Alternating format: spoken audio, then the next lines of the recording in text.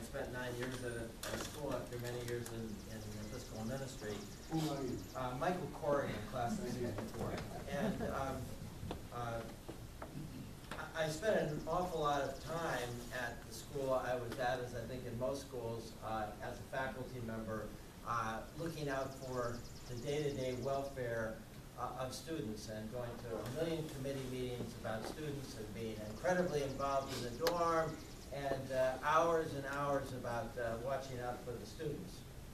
And I kept on thinking about, when I was here, the faculty were a huge part of things, and they were wonderful, but I saw them that they were mostly here to teach and to coach, and yeah, they would be in a dorm, but you weren't very aware of them necessarily in the dorm, although I'm sure it was very different. I always do hear in the new wing that the Richards were very, very involved, but there were some others where the faculty wasn't very involved in the dorm life. And I arrived here and went to a dorm which was called the New Dorm, which was not new.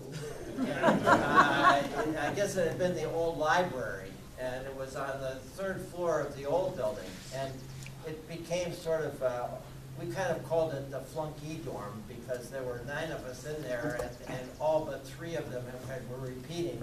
And the ones that weren't repeating looked like they ought to have been repeating.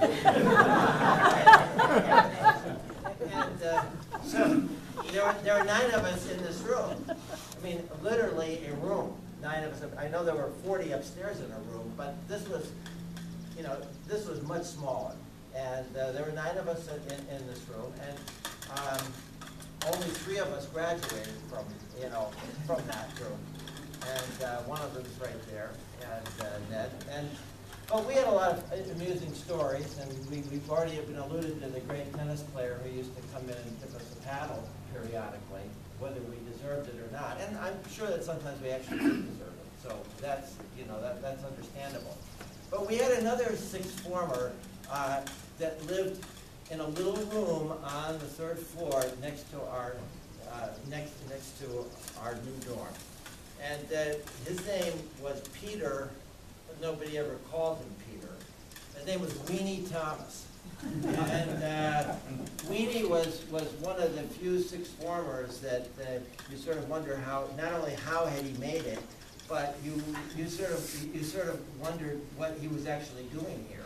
I mean, he was here, but we didn't know what he was doing here. And he didn't really have much of an impact on our dorm at all, unlike Mr. Fuller with the paddle.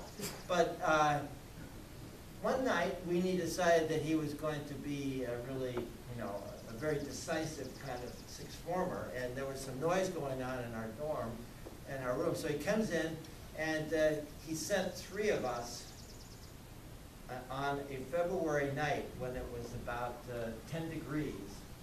He sent 3 of us to the bridge at about 11 o'clock at night. He said, "You're off to the bridge." Now the bridge is about, down and back is about a 3-mile run. And we didn't question it. I mean, we didn't like it, we didn't question it, and off we went. We probably even deserved it. I don't know, maybe we'd gone down the fire escape and were attacking Roseland or something, but we definitely deserved it. So off we went to the bridge, and we got to the bridge.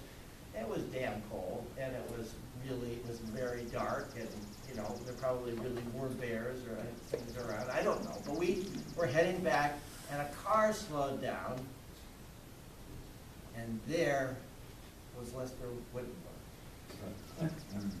What's the meaning of this? What are you doing? So, we're running to the bridge. Running to the bridge? What are you running to the bridge for? I said, that was the moment, the great moment. He said, Weenie Thomas sent us to the bridge.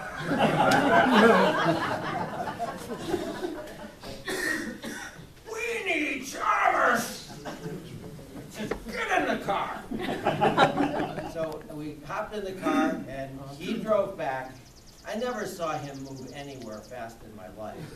But he ran to the third floor of the old building with us happily running behind him.